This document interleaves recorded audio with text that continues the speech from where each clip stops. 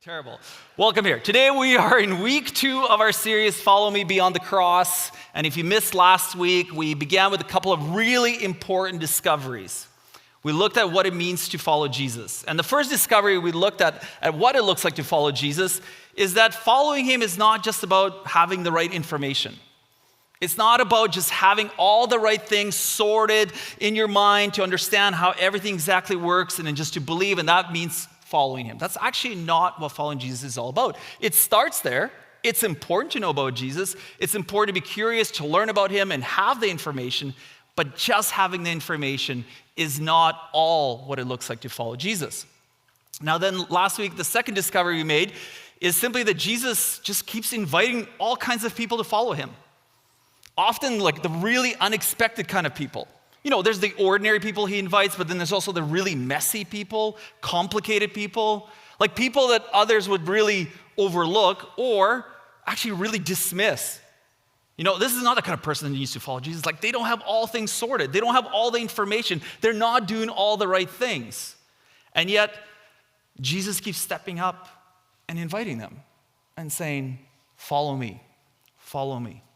So today, as we step into part 2 of our series, we return to the question that's kind of driving our series. And that question is, how do we actually follow this kind of king?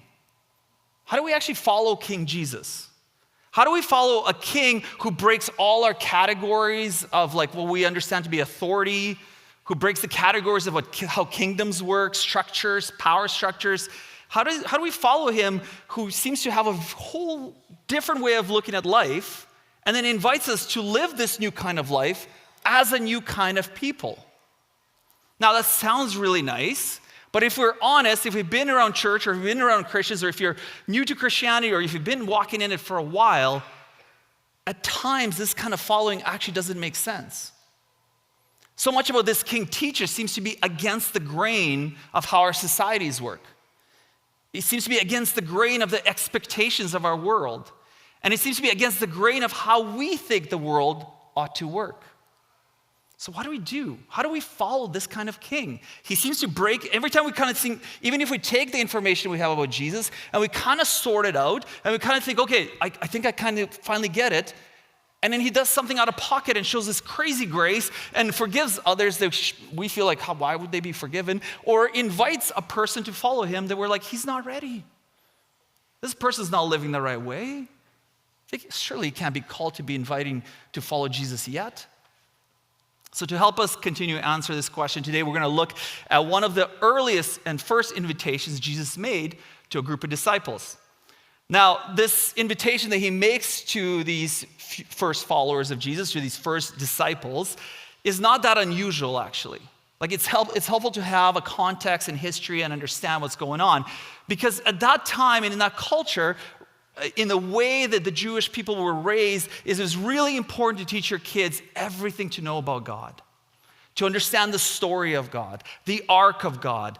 Like Exodus was a huge, pivotal, a hinge part of their story that is like everything. You need to understand that we were in slavery and then we were rescued. And you would memorize all the laws and you would learn all of this growing up. So then when rabbis would come around and call young people to follow them, they would have expectation that these students would have a whole bunch of knowledge already. That they would already know a whole bunch of things. And so rabbis would then invite these students, often the very promising students, to follow them, learn from them, and eventually carry on their teaching. Like this kind of happened all the time. This is an expectation. This is not unusual. Sometimes when we come to the text in the Bible, we want to kind of look at it through our lens, through our culture. And so we think like, well, wait a minute, like they were fishing and he follows it. Like this is kind of normal in this culture, that rabbis would invite young people to follow them. Now, even though it happened all the time, most students didn't make the cut. Like they would follow, they would learn, they would go through the whole process, they would walk in the footsteps of the rabbi, and eventually the rabbi's like, you got some good information, you're getting things, but you're just not going to make it. So, thank you for this time, but go back to your family and practice your family trade. So if your parents are carpenters, go back to carpentry. That's where you belong. You didn't quite make this theological cut, so go back to do that thing. Go back to your ordinary life and perfect and become an expert in that field. We need you. We need good carpenters. We need good fishermen. We need good, and you can fill in the blank. So what makes this story so interesting is Jesus doesn't actually go and call out some of these elite students. He doesn't go to the top of the class and say, hey, like you're the one, come on. Rather, he meets these future disciples right in their everyday work, in their family trade, right in the middle of their normal lives. Now, that's important because that likely means that these guys did not make the cut. They're back doing their family trade.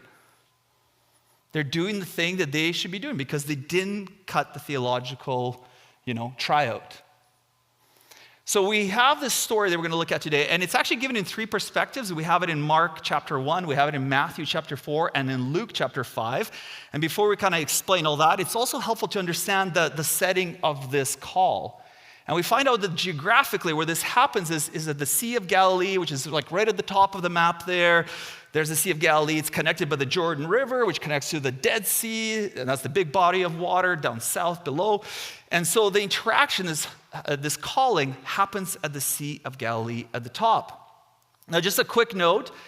If those of you that are Bible readers, you might be reading it and you'd be like, wait a minute, it's Sea of Galilee, but I'm reading a different name in the Gospel of Luke. It's important to know that this sea is called by different names. So don't be thrown off if you're reading the story and you're like, wait, how come it's a different name here? Sometimes it's called the Sea of Galilee, sometimes it's called the Sea of Tiberias, and sometimes it's called Lake of Gennesaret. Now, that's a hard one to pronounce for me anyway, so I just say it really quickly, and it sounds right. Now, this is the same place, just different names depending on who's telling the story. So the reason it has a few different names is simply because different groups of people called it different things. Sea of Galilee is the broader regional name. Most people would recognize that. Sea of Tiberias comes later named after a Roman city of Tiberias on its shore. So the Romans are like, hey, let's call it in our name. And then Lake of Gennesaret. So, I don't like pronouncing the name. It feels like it's missing a vowel in there somewhere. But which comes out of which Gospel of Luke actually uses. And it's the more local name tied to the fertile region along the seaside of the lake, kind of north of the Sea of Galilee there. So same body of water, just different names based on regional, political, or local use of it. So our story is located in this area. It's like at the north end of the Sea of Galilee there, like kind of northwest area. And so Jesus meets his disciples there. Now, this location matters because this is a place where there's lots of fishermen. There's a lot of people that are practicing their family trade. This is what they do. They live near this lake, the sea. They live there. They catch fish. They know how to do it. They are fishermen. So now we have three tellings of the story. Now, Matthew and Mark do a really quick way to tell this calling of the disciples. Like literally, if you were to read Mark 1 or Matthew 4, you would see that Jesus walks by the Sea of Galilee, sees Peter and Andrew casting their nets and says, hey, follow me. And they drop everything and they follow. Then he sees James and John and they're like, hey, follow me. And they do exactly the same. Now, it's helpful to know why Matthew and Mark do it this way, why they do it so quickly, and why Luke tells it in another way. It's important to know that Matthew is writing this to a more Jewish audience in mind. And because of that, he tends to move quickly. He's telling the story in tight, like punchy way. This is a kingdom announcement. The king is here, and so let's get on with it. And the Jewish audience knows what he's talking about. He doesn't need to fill in the gaps. They know, like these are people that didn't didn't pass the cut. They're doing family business. Jesus shows up. This is important. He's a big rabbi. They follow him. That all makes sense to them. Now, Mark, he's writing because Peter's telling him the story. Right? This is how Mark is writing his gospel. And Peter is like all about, let's cut to the chase. Let's get to the urgency of this king and this resurrection. So Mark is listening to Peter's story and he's like, yeah, this is what happened and this where he went. Again, quick, punchy, to the point. They compress the story, highlighting the authority of Jesus. Because when the king calls you, you just drop everything and you go. And that's kind of Matthew and Mark's position here. They're like, when the king calls you, you go. You don't hesitate. But Luke comes to this story and he just really slows it down and begins to fill in the gaps. And he's writing with his broader audience in mind. He's writing with the Gentiles in mind in particular. That's people like us. He wants us to see the context of the call. He wants us to understand where the call is happening. He wants us to feel and really know the significance of this moment and what it means. So when you read them together, you don't get like different stories because it could be sometimes the question like, why do they write differently? It's really, they're writing differently because they're trying to explain something to a different audience. And so you actually get a fuller picture by reading all three. But Matthew, Mark, they're just like, Jesus shows up, says, follow me. They drop everything and they go. And Luke tells the story this way. One day, as Jesus was preaching on the shore of the Sea of Galilee, great crowds pressed on him to listen to the word of God. He noticed 2 empty boats at the water's edge. The fishermen had left them and were washing their nets. Stepping into one of the boats, Jesus asked Simon, its owner, to push it out into the water. So he sat in the boat and taught the crowds from there. On the day as Jesus was preaching. See, Luke begins to already fill in a whole bunch of details that we just do not have in Matthew and Mark. Jesus is teaching by the sea, and the crowds are pressing in. And so he gets into Simon's boat and asks him to push him out to the shore, okay? So a few things right off the bat. Simon, and by the way, I do this all the time. Simon is Peter. He's going to be known as Peter later. So sometimes I call him Peter. So if I do that, kind of the same thing with the sea, different names, same person, different names for the lake, same sea. If I do that, don't be thrown off. Simon is Peter. But Simon lets him use his boat. And it's actually a really practical moment. It gives him room to teach, right? He's being pressed in. There's so many people there. So he gets to get in the water. He gets a bit more space. And it's kind of like a neat geographical know-how there, because there's these natural inlets at the Sea of Galilee. And so when you're in the water, it carries the sound almost like an outdoor amphitheater. So this is great. People can hear better. But there's actually even more going on here. Simon is not just asked to leave and follow. Luke reminds us that he's listening on the shore. There he is, cleaning the nets after the night's hard work all through the night. He's at work, at his trade, at his family business, in the world he knows. And Jesus steps into his space. And not only does Jesus ask him to use his boat, Jesus leans in as he's teaching and as Peter's listening and says, can I use your boat? Can I use the work? Can I use your work? Can I use your tools to do my work? I know you've been cleaning it, and I know it's like after a night of hard work and you're tidying things up and the boat's getting ready so you can use it, so you can rest and you can use it next night, but can I use your work to do my work? Now, Peter obliges him, but after Jesus finishes teaching, he says to Peter, when he had finished speaking, he said to Simon, now go out where it is deeper and let down your nets to catch some fish. Now, again, at first glance, those of us that are Bible readers or you've kind of getting to know Jesus, you're like, yeah, well, Jesus asked you do this. Like, totally. You're a fisherman, there's a boat there, just do what Jesus says. But it's actually not that simple of an ask. There's a lot going on here. There's something in what Jesus is asking Peter to do that should make us stop and really freeze in this moment. Because Jesus now no longer is asking, can I use your boat? Can I do my work at your work? He's not just requesting it. He's actually now beginning to speak into Peter's world. He's now beginning to speak into Peter's expertise, into his family trade. He's speaking into the part of life Peter knows so well. He's a fisherman. Peter knows his craft. He knows the lake. He knows the rhythms of the sea. He knows the rhythms of the fish. He knows when to fish and when not to fish. And on top of that, this location that we have, Sea of Galilee, is lots of fishermen around there. They also know when to fish. And they know that the best time to fish in Galilee, on the Sea of Galilee, is at night. Like, everybody knows this.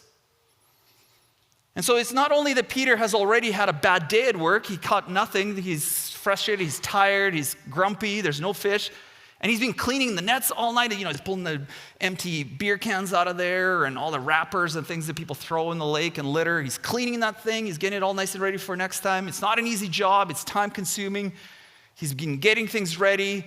He already let this guy use his boat, but now he asks to do more. Which is, of course, why this request is so important. Because Jesus knows that Peter has been listening. He knows that Peter has been watching, observing. He knows that Peter is curious. And actually, we know that Jesus is not starting at ground zero with Peter. Because in the previous chapter of Luke, we read that Jesus was at his house.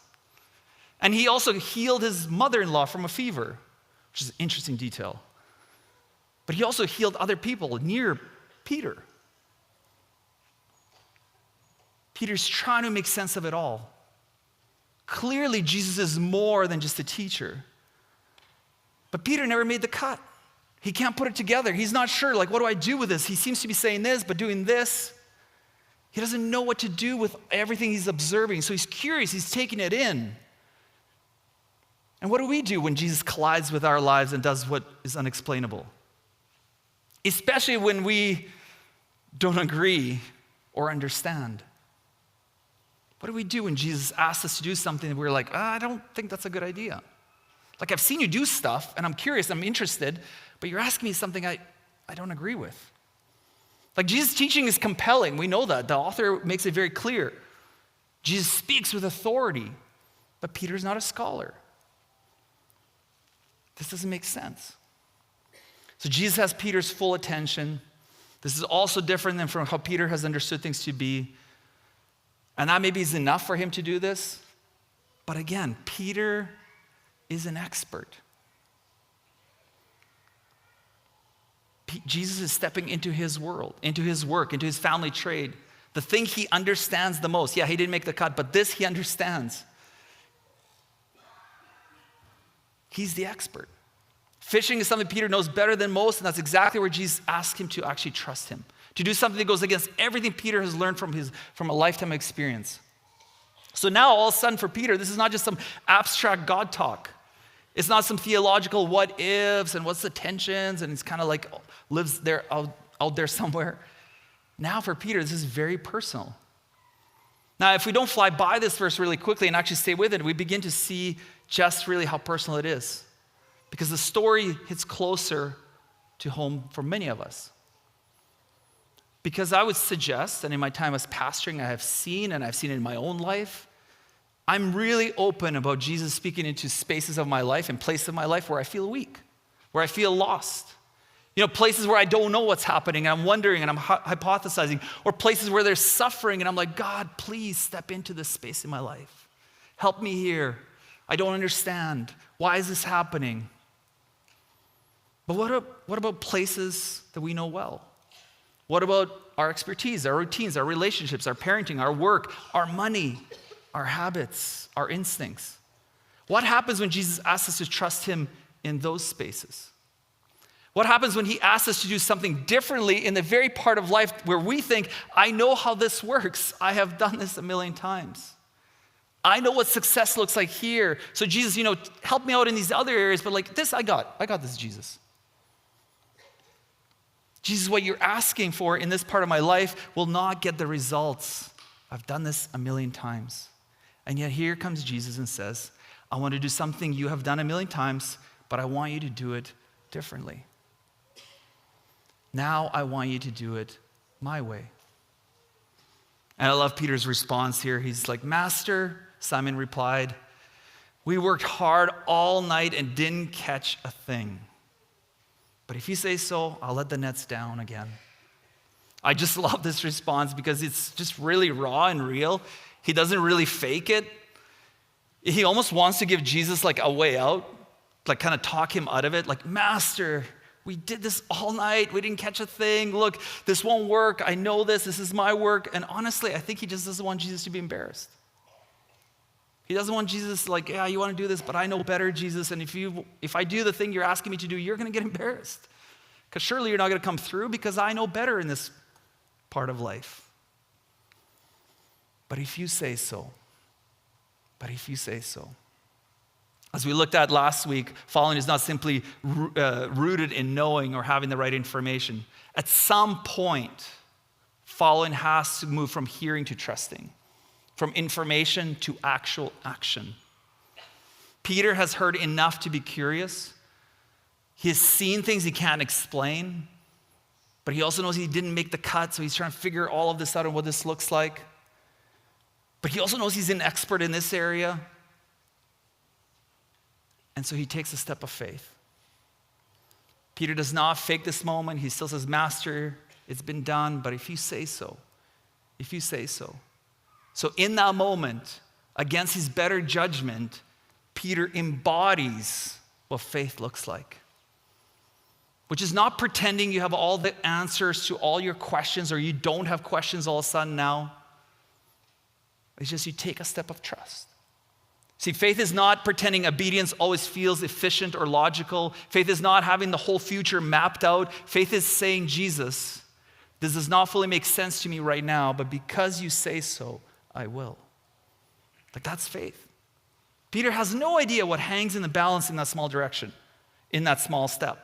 He has no idea what's going to happen. All he knows is what Jesus is asking him, what his expertise says, and what faith will look like to go against his own better judgment. Now, if Peter had seen the whole movie of his life, what this step would mean, the miracles, the failures, the betrayals, the cross, the grace, who knows how he would have handled the invitation had he known all those things. But that's just not how Jesus works. He does not usually hand us the whole story ahead of us. He just gives us the next step. So Peter, in faith, takes that step. And this time, their nets were so full of fish, they began to tear. A shout for help brought their partners in the other boat, and soon both boats were filled with fish on the verge of sinking. I mean, the catch is overwhelming. Everything becomes chaotic under the weight of this abundance. And it's incredible. Here, I guess Jesus knew better. He's a better fisherman. I think there's few ways to understand this miracle. One is obedience to Jesus is always good. Do what Jesus asks. That's good and important. And that's for sure part of this teaching. But can I suggest that there's actually another layer going on here that's simply much more than just, well, I just got to listen to Jesus. I mean, that's an important step too. But I think there's more going on here. Because the story is really no longer about fish, is it? Because the miracle is not just the answer to a need, it's a revelation into Peter's life. Peter now fully sees that he's standing in the presence of someone far more than a teacher. All the things he couldn't sort, all the information, all the things he was seeing before, he couldn't quite figure out. But now he sees that this person is far greater than just a rabbi. This is why we read he immediately falls at Jesus' knees and says, "Oh Lord, please leave me. I'm such a sinful man." Notice what he's not saying. "Oh man, we didn't catch anything all night. I'm such a good fisherman. Here you did, and you provided for me. Man, we need money, we need food, and you did it. I asked and you provided. This is so great. I have a formula now. God, if I just ask you, you will do. Perfect." That's not what happens. Rather, Peter says, "Oh Lord, please leave me. I'm such a sinful man." Friends, there's so many things happening here. First is we need to just really notice this shift in Peter. At first, Jesus is master, but now he is Lord. Peter has been listening, as I keep saying. He's watching, he's taking it in. He has the information, he's not sure what to make of it.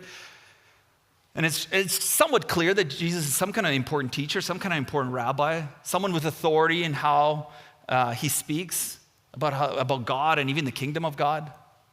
He's master, and he deserves that honor. But now, it's not that just Jesus teaches truth or shares some information and knowledge. Now is that he carries authority over creation and nature itself. This overwhelming catch, the command over the waters, over nature, where have we heard this before? This is more than rabbi. This is who God is. The king with authority over all creation. So the shift in language from master to Lord isn't just like, oh, he's just being respectful or nice. It's a recognition that Jesus stands in the place of ultimate authority. The one through whom God's power and presence is breaking into this world. The kingdom of God is here, and Jesus is the king. And as that clarity about Jesus is revealed to Peter, what happens to him at the same time is that Peter realizes who Jesus is, but in that same moment, Peter recognizes who he is. And often that's actually the pattern in the story of God. When people encounter the living God, they become aware of the gap between who God is and who they are. So Peter's response is so immediate. "Go away from me, Lord. I'm a sinful man." This isn't just like exaggerated random comment. It's a natural reaction to holiness. He recognizes he doesn't measure up. Even in his own world of expertise where he knows everything, he doesn't measure up. Jesus shows up and reveals that Peter is out of his depth in the presence of this kind of authority. And look what Jesus says to him. Don't be afraid. Look, I think we've all had moments where like somebody doubted us. You know, you're going to say you're going to do something and they doubt you and then you do it and you're like, yeah, I told you so. Shows how much you know. Jesus doesn't do any of this. He doesn't pile on. He doesn't say, see, why did you hesitate? Why did you tell me about your night of not catching anything? Just trust me. How dare you doubt me? He doesn't do any of that. He shows grace. He speaks directly into his fear and says, don't be afraid. Jesus encounters Peter right in the middle of his actual life, at work, in the boat, with the nets, in the place where his skill and strength and instincts have been formed over years. He then tells Peter, I will use your gifts for the kingdom. I will make you a fisherman for people. When Jesus calls people to follow, what we learn here is your job, your gifts, your training, your abilities, they don't get erased. They get renewed. None of Peter's gifts and learned skills are wasted.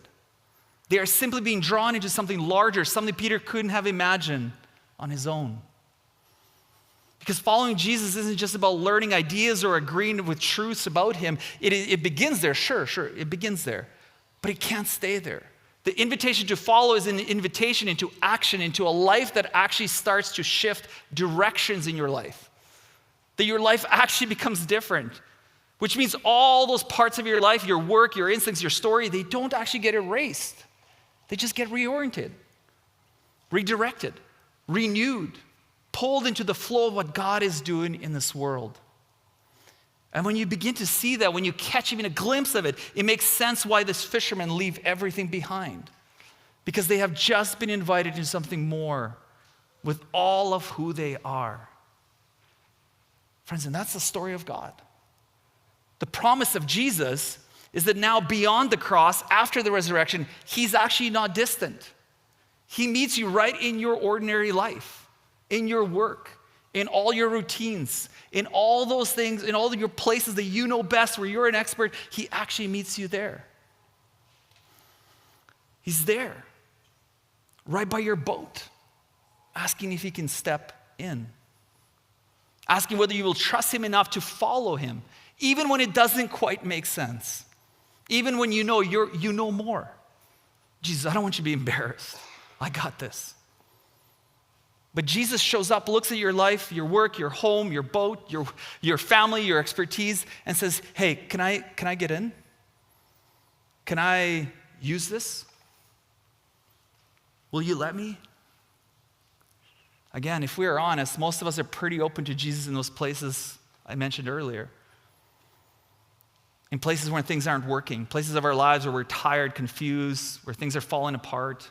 Of course we want help there. God, help us understand this. Come in here, fix this. I don't know what to do with this. But then there's other parts of our lives, places where we are so confident in, where we know what we're doing, where we know what's going to work well. Places of our lives where we understand the kingdoms of this world and who's the right politician and who's the wrong politician and what's the right thing to do and who's the wrong way to vote. All those things. Place of our lives where we point at people and say, those are bad people and we're the good people. I've got this, God. I got this figured out. I want you to be embarrassed, Jesus. Let me just do this work. And yeah, that's exactly where Jesus goes. And he asks, can I use your work for my work? Will you do something you've done a million times differently because I asked so? He steps right into those parts of our life where we think we have it all figured out. And then he says, trust me here. Trust me. So what do we do with this story? What do we do with this calling of the first disciples? Well, I want to suggest we have to ask ourselves a question. Are we actually willing to let Jesus get into our boat? Because how the story of God works is that he's near. He's actually near. Even when you didn't realize it, even when you didn't want him to be near, even when you're angry, all those things for good reasons, he's near. And he's wondering if he can get into your boat. So the question is like, what's my boat? And will I let Jesus in? Will I actually let him in? Like Peter, it starts by paying attention, being curious, asking questions, gathering this information. And even when we're confused and being like, okay, like Jesus is nearby, he's teaching, his stuff is happening. Will you notice him and let him into your boat? And then when he asks you in your expertise, in your world that you know how things work, to do something differently, will you take that next step? And not just like, will you have it all figured out on the other end? Well, how your life will look and what will following Jesus will mean and all those kind of things. No, will you just take this next step? So my question for you, or for me, is where is that place for you right now? Where is the space in your life where you're thinking, Jesus, this doesn't make sense, this isn't how things should go, and yet Jesus says, don't be afraid. So may this week, our prayer, our community prayer, become, Jesus, I don't fully get it. I don't fully understand it. But if you say so, I will.